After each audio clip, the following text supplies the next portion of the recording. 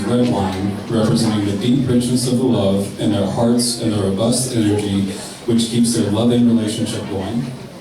The other carafe contains white wine, fermented in oak barrels, and it represents the strength of a loving marriage and a lingering taste in their soul for the love they feel for each other. They will combine some of the two wines into the common cup, creating a rosé, which is symbolic of their blending together through a committed relationship and marriage. Some of the wine will remain in their individual carafes, which represents that each of them remains separate individuals.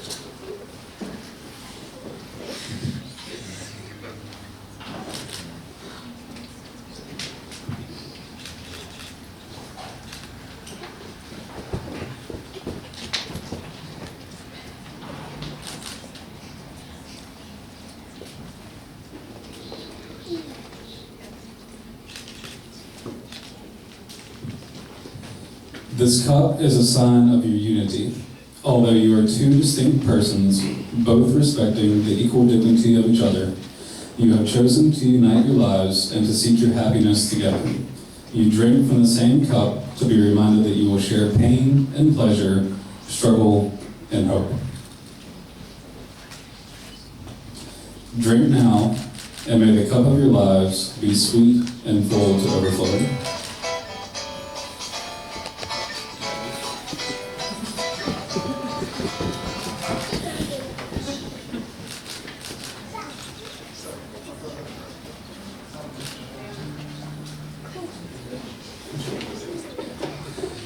And while we have you here, everybody who has a drink, we'd like to go ahead and give our toasts. The way I met Brian was we were actually neighbors, lived beside each other, and frequented a lot of the same bars, and kind of got to know each other that way. Yeah. And knew each other a long time as just individuals and guys, and talking about life and what we were going through, and sharing, a lot of stories and a lot of struggles and strife together, and getting through them as friends. And during this time, you obviously know someone's heart and what they're like, and you kind of get a picture in your head of what their ideal match will be like. And when he first started dating Catherine and then introduced us to her, I remember when he walked up, how proud and how happy he was, and the look on his face. And it was just kind of, he introduced us, and it was something in the way he said it, something in the way he presented. He found someone whose heart matches his own, and who is his equal, and can take this journey of life with him quite well. And so, Catherine, we are quite glad to have you in the group, have for some time now, but now you're stuck. But yes, and just really, really happy to know you, and to know that you are with one of my best friends in the whole world.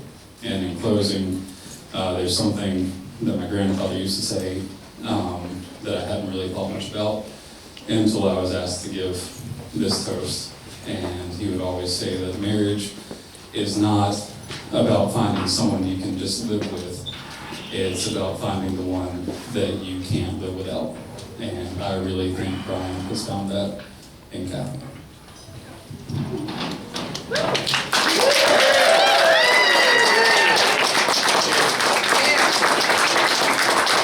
Cheers.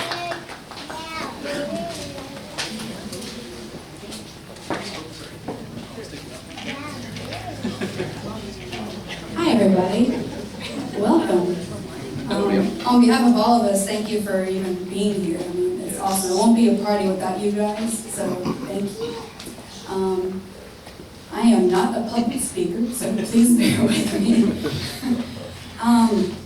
I first met Brian before I met Catherine. It was before they were dating, obviously. I remember meeting Brian, and just a good guy. But we always just bump into each other, and for like about a year, I would say, "Hey, Brian," every time we bump into each other, and he'd just be like, "Hey, you."